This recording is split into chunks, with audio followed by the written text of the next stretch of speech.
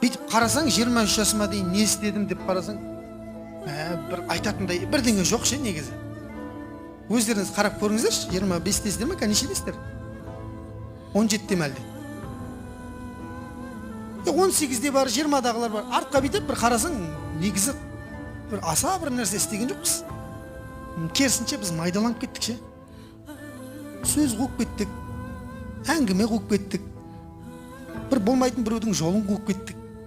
Атақ даңқты жақсы көріп кеттік. Подписчик жинаған жақсы көріп кеттік. Соның жолында өмір сүріп жатырмыз қазір.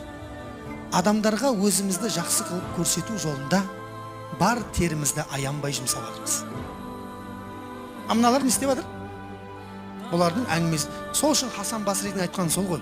Сендер сахабаларды көретін болсаңдар, оларды жынды деп ойлайсыңдар дейді. Сондай Құдайға берілгендігін.